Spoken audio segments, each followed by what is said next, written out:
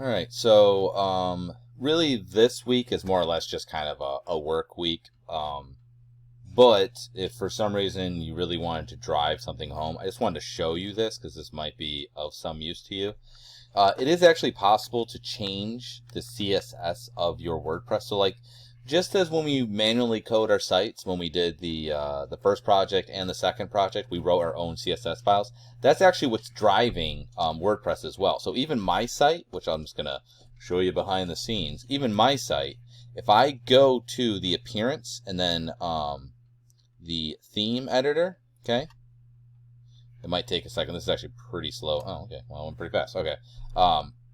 What you're going to see are basically you can adjust the theme. Now, I'm actually using, I don't know why I'm using a child theme. Oops, not that one. Cone. So I'll select. So I made my own theme, which you will do in Web Design 2. Anywho, you can actually change the theme. The theme actually has a style sheet, so you'll see there might be more files in here, but you pretty much are always going to see that your theme is going to have a style sheet. It's going to have functions. It'll probably have a main index template, but you'll at least have these two. But if you select the style sheet, you can actually go right in here.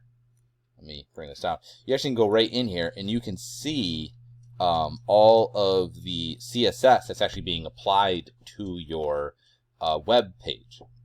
Now that being said, I can go through here and you could look. I mean, usually people name the classes or the IDs what they are. So like for instance, if the nav bar is black and you really want it to be pink, you could probably look through and find where it says like .nav bar or something like that, and then just type in like color background or background color, sorry, background hyphen color, and then write pink, and then or whatever, give it the index color or hex or whatever.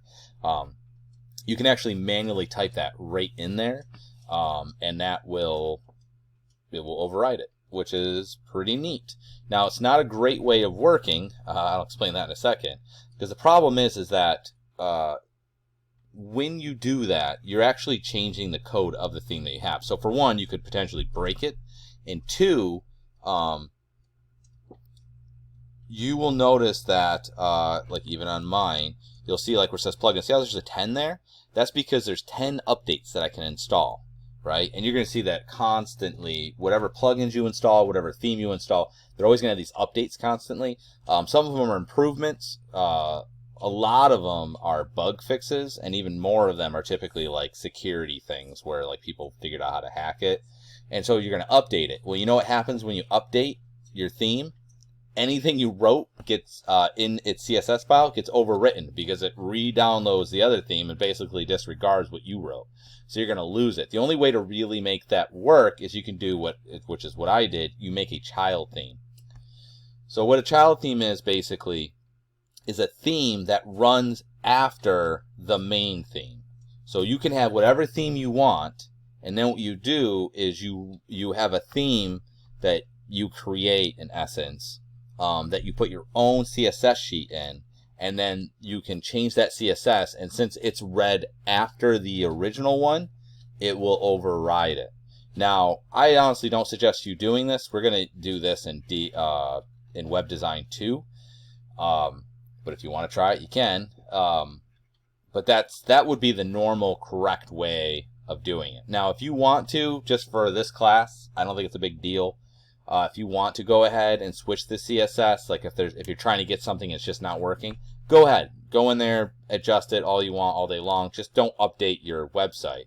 But in the future, if you were actually making a site for a client or whatever, you would want to do the child theme, because that way you could download the updates and nothing gets all buggy and what have you. All right.